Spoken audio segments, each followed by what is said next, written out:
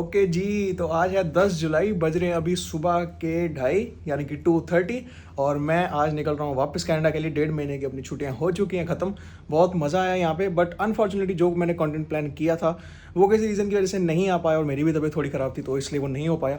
खैर, अभी बज रहे हैं 2:30 सुबह के और मेरी फ़्लाइट है सुबह 6:45 की एयर इंडिया। और बाकी आगे जो भी कनेक्शंस हैं वो हम सब एयरपोर्ट जाके आराम से सारे काम ख़त्म करने के बाद बात करेंगे।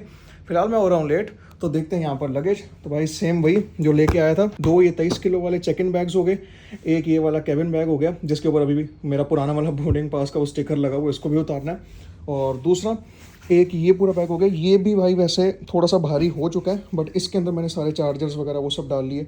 और दूसरा फ़ोन भी मेरे को लेके ऐसे ही जाना पड़ेगा। ये भी जैकेट मतलब किसी भी बैग के अंदर नहीं आ रही थी, तो ये भी मुझे ऐसे मतलब पहन के जानी पड़ेगी। इसका कोई ऑप्शन नहीं, क्योंकि मैं अगर इसको डालता तो 1.5 kg के अराउंड वेट मेरा बढ़ रहा था, क्योंकि डेनिम जैकेट है, तो इस वजह से मुझे इसको हाथ में लेकर जाना पड़ेगा। बाकी आई एम ऑल सेट। वापस मिलते हैं आपसे कनाडा में और ये पूरी जर्नी एंजॉय करो। शुरू करते हैं। ओके जी, तो फाइनली बाय बाय है। और यही सेम चीज़ मैंने बोली थी जब मैं जा रहा था, बट अब वापस वर्क परमिट पे हूँ और चलते हैं।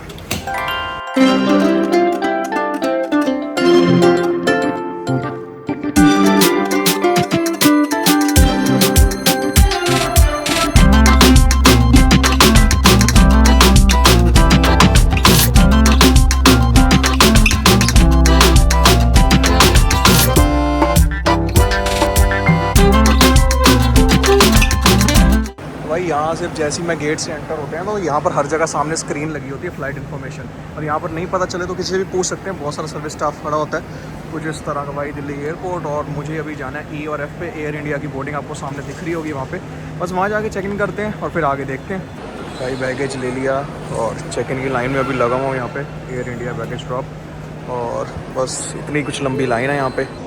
भाई बोर्डिंग पास अपने को मिल चुका है, बट अभी दिक्कत ये है कि मुझे जब मेरा स्टे है तो वहाँ पे जाके मुझे एयर कनाडा के काउंटर से पहले जो मेरा एयर इंडिया का बोर्डिंग पास है उसको चेंज करवाना पड़ेगा एयर कनाडा। वहाँ से जो आगे मेरी टोरंटो तक की फ़्लाइट है वो एयर कनाडा पे है, इस वजह से। और बाकी अभी मैं इमिग्रेशन में पहुँच चुका हूँ और अभी इमिग्रेशन क्लियर करके फिर आगे सिक्योरिटी है, then we are good too. तो भाई इमिग्रेशन वगैरह सब कुछ डन, और अब मैं फाइनली एंटर कर रहा हूँ दिल्ली ड्यूटी फ्री। अपना चेक इन वगैरह सब कुछ बहुत स्मूथ प्रोसेस था, तो ऑलमोस्ट पकड़ लो लगभग आधा पौना घंटा लगा होगा, इससे ज़्यादा मुझे टाइम भी नहीं लगा। तो आ गए दिल्ली ड्यूटी फ्री। यहाँ थोड़ा बहुत घूमेंगे फिर चलते हैं आगे।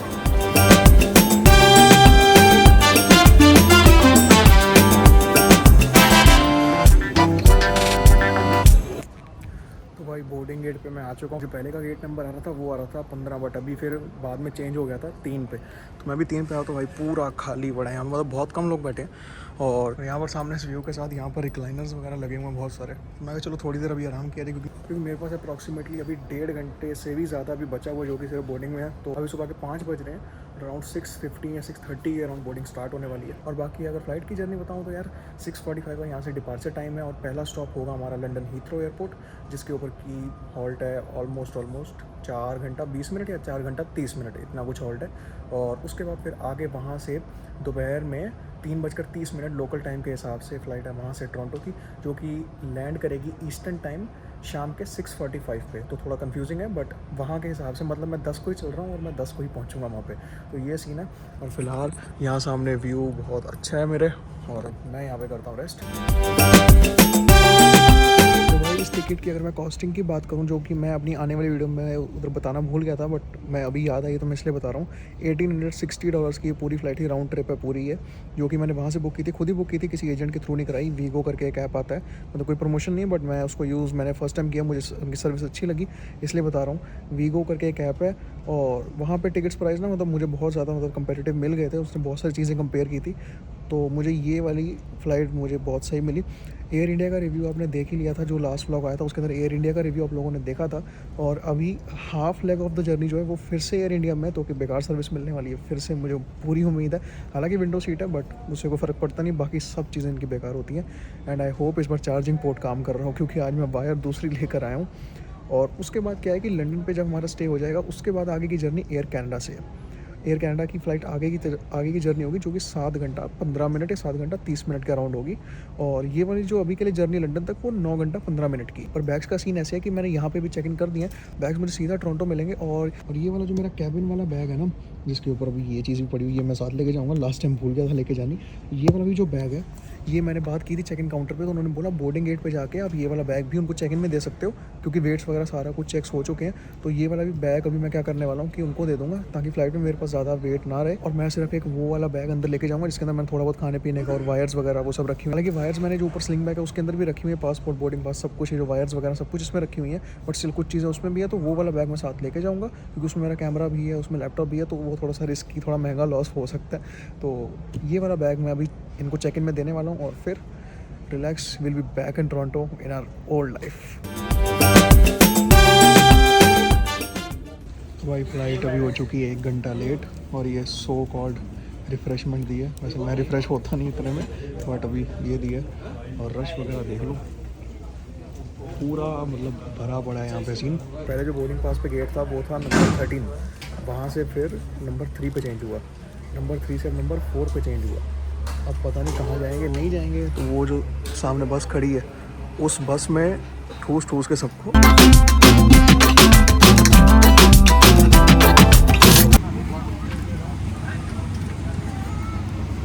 तो भाई 1.5 या 2 घंटा, 2 भी नहीं 2.5 घंटा वेट करने के बाद, बहुत बेकार सर्विस झेलने के बाद फाइनली मैं अपनी सीट पर पहुंचा हूँ। और पहला इंप्रेशन तो यही है कि ये स्क्रीन पता नहीं कैसे, बट पहली बार से अच्छी चल रही है, बहुत कुछ यहाँ पे वर्किंग है, इन दोनों का पता नहीं। और भाई लास्ट टाइम पे ये स्क्रीन थी, ये वाला पोर्ट भी था, बट ईयरफोन नहीं थे, तो इस बार ईयरफोन भी यहाँ पे, रीयूजेबल ईयरफोन्स भी यहाँ पर मिले हैं। चार्जिंग पोर्ट नहीं चलता है या नहीं उसका कुछ आइडिया नहीं है, बट वैसे यहाँ पर मतलब कंट्रोल जितने हैं वो सारे काम कर रहे हैं अभी तक तो।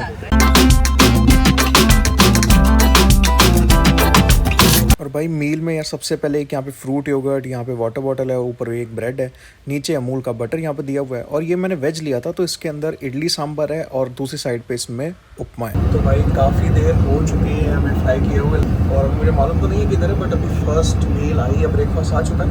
और अभी मैं आपको वॉशरूम दिखाने के लिए आया हूँ। ये कोई नया एयरक्राफ्ट है, तो इसलिए इनका वॉशरूम जो पुराने वाला एयरक्राफ्ट था उससे तो काफ़ी बेटर है, पर लास्ट वाले में तो भाई बिल्कुल ही मतलब बुरा हाल था। बट यहाँ पर फिर भी मतलब बहुत अच्छा मुझे अभी तक तो लग रहा है, बाकी देखो मैं आगे आगे। तो ये इनका नया एयरक्राफ्ट है, जो कि मतलब क्रू ने बताया कि ये कोई नया एयरक्राफ्ट लोगों ने कमीशन किया इस रूट के ऊपर, तो इस वजह से ये थोड़ा सा बेटर है। जो सीट्स भी हैं वो भी जो पुराना एयरक्राफ्ट था उसके कंपैरिजन में बेटर है। जो स्क्रीन है या जो इंफोटेनमेंट सिस्टम है वो भी वर्क कर रहा है, चार्जिंग पोर्ट्स भी काम कर रहे हैं, जो कि पिछली बार सब कुछ ज़ीरो था। हाँ, एक कमी ज़रूर है कि जो हमारी पूरी ही रो है ना, उसके ऊपर जो पैर में फुटरेस्ट होता है वो पूरी ही रो में नहीं है, मतलब पूरे ही एयरक्राफ्ट में मैं देख चुका हूँ कहीं भी फुटरेस्ट वो वाला नहीं मिला। हाँ, वो एक चीज़ है। और उसके अलावा बाकी जो मेन की स्किट है वो पूरी मिली है, लास्ट टाइम वो भी नहीं मिली थी। ना ईयरफोन्स थे जैसे मैंने आपको दिखाया, ना पिलो था, ना एक ब्लैंकेट था, कुछ भी नहीं था। बट इस बार इन्होंने सब कुछ प्रोवाइड किया बिना बोले। और मेरी भी थोड़ी तबीयत ठीक नहीं थी, तो मैंने क्रू को मैंने रिक्वेस्ट की कि मुझे कोई मेडिसिन दे दें, तो उन्होंने बड़े आराम से मेरे को एक मेडिसिन भी ला के दे दी। तो इस मामले में भी क्रू इनका बहुत अच्छा, मतलब पूरा सपोर्टिव क्रू है, ऐसी कोई बात नहीं है। But the main issue is कि एयर इंडिया की सर्विस जो है थोड़ी सी हिली जुली रहती है। बाकी अभी तक यही अपडेट है। मैं मिलता हूँ आपसे लंदन लैंड हो।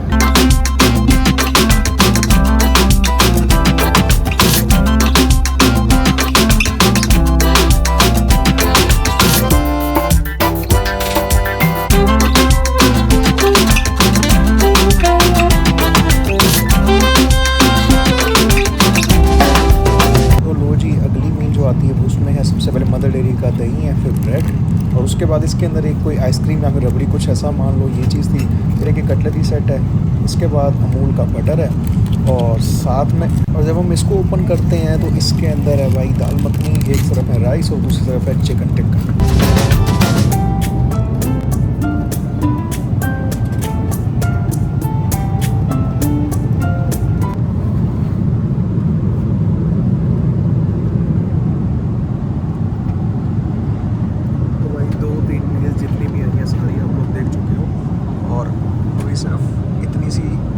अब सिर्फ इतनी सी जर्नी बाकी रह गई, जो कि फर्स्ट लेग ऑफ जर्नी हमारी ख़त्म हो जाएगी लंदन में, और उसके बाद 4 या 4.5 घंटे का स्टे है। उसके बाद हम आगे जाएंगे एयर कनाडा से टोरंटो तक, और उसकी जर्नी देखते हैं एयर इंडिया और एयर कनाडा में कैसा डिफरेंस है। बाकी तब तक ये वाला व्यू एंजॉय करो।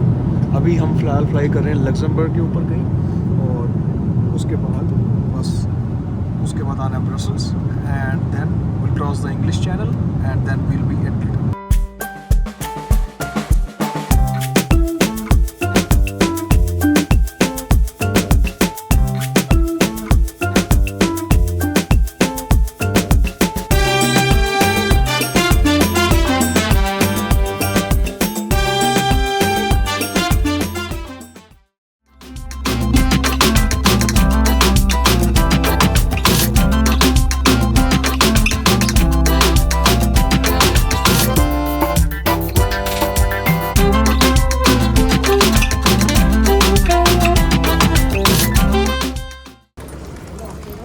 लंदन एयरपोर्ट पे सिक्योरिटी इमिग्रेशन सब कुछ हो चुकी है और अब जा रहे हैं गेट नंबर B37 की तरफ। ये 31 से 49 है, बस आगे की तरफ ही जाना है। तो इस तरह का ये कुछ मतलब ड्यूटी फ्री एरिया है लोग का जो लंदन एयरपोर्ट का, लंदन हीथ्रो कुछ इस तरह का। मतलब बहुत बड़ा एयरपोर्ट है यार, चलते चलते हालत ख़राब हो जाती है। बट यहाँ पे भी सारा काम अपना डन हो चुका है। अब यहाँ 1-1.5 घंटे का वेट है और 7 घंटे 55 मिनट की कुछ फ्लाइट है। उसके बाद हम पहुँच जाएंगे। तो भाई जा रहे हैं अभी गेट B37 की तरफ। मतलब 10-15 मिनट की तो वॉकिंग है सिर्फ गेट तक जाने के लिए। बाकी यार सर्विस तो इस वाली एयरक्राफ्ट की एयर इंडिया की अच्छी थी, मतलब ठीक है, बहुत ज़्यादा अच्छी नहीं बोलूँगा, ठीक थी। बट जो उसके बाद का जो सारा काम है लैंडिंग वगैरह वो बहुत ज़्यादा रफ थी।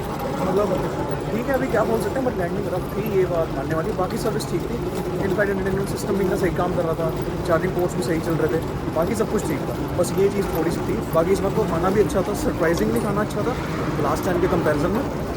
बट यही है फिलहाल का स्टेटस। और अभी गेट B37 की तरफ जाना है मैंने, वहाँ चलते हैं फिर आपसे मिलते हैं। तो भाई सीट चेंज फाइनली हो चुकी है, हालांकि स्क्रीन काम नहीं कर रही है, बट बाकी अभी देखते हैं कि जो सीट्स हैं वो कैसी हैं। और अभी ये है 787 ड्रीमलाइनर और देखते हैं आगे कैसा एक्सपीरियंस रहता है। भाई यहाँ से अब टेक ऑफ का टाइम आ चुका है।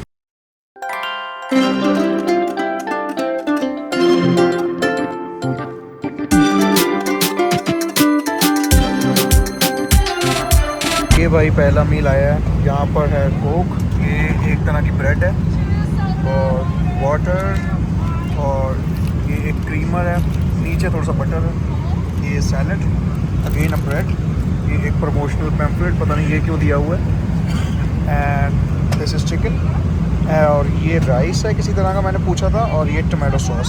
तो ये फर्स्ट मील आई है अभी तक की और मैं साथ साथ मूवी एंजॉय कर रहा हूँ।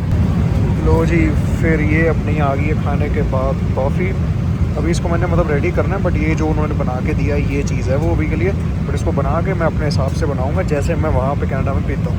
भाई मैं 4 घंटा अभी सो के हटा हूँ। मैं सोचा आपको वॉशरूम दिखाऊंगा इस एयरक्राफ्ट का, जो कि एयर इंडिया से कंपेयर करें तो बहुत ज़्यादा छोटा है। मतलब हाथ भी इधर एक तरह ही खुला, बस ये जो आपको दिख रहा है यहाँ से लेकर यहीं तक बस इतना सा, मैं बस इतना सा मतलब यहाँ पे खड़ा हो पा रहा हूँ। और एयर इंडिया वाला मैंने आपको वॉशरूम दिखाया था वो बहुत ज़्यादा बढ़िया था इसके कंपैरिजन में। लास्ट टाइम इतना बढ़िया नहीं था, बट आई डोंट नो ये एयरक्राफ्ट नया था या क्या था, क्योंकि लास्ट टाइम हमने फ्लाई किया था 777-300ER, इस बार था 777-200LR।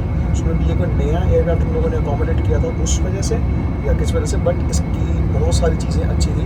सो लास्ट टाइम के कंपैरिजन मेरा एक्सपीरियंस बहुत ज़्यादा अच्छा रहा इस बार एयर इंडिया के साथ।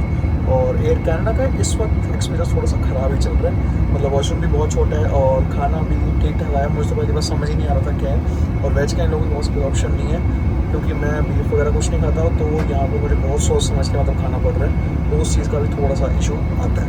और ये भाई वो नहीं है जो तुम लोग सोच रहे हो, ये जिंजर एल है और ये साथ में कुछ बटर एंड गार्लिक स्टिक्स, कुछ प्रेजल्स काइंड ऑफ है। तो ये एक छोटा सा स्नैक्स आया। तो जी मैं वापस लैंड हो चुका हूँ टोरंटो। 1.5 महीने की छुट्टियाँ होती हैं ख़त्म और मैं अभी आगे जाता हूँ यहाँ से लंदन। और आपको अगर ये ब्लॉग पसंद आया तो please like share and subscribe. आपके लिए फ्री है, बट मेरी बहुत ज़्यादा एक आपका सब्सक्राइब मेरे लिए हेल्प कर देता है। मैं मिलता हूँ अगली वीडियो में। Children keep learning, keep hustling and bye bye.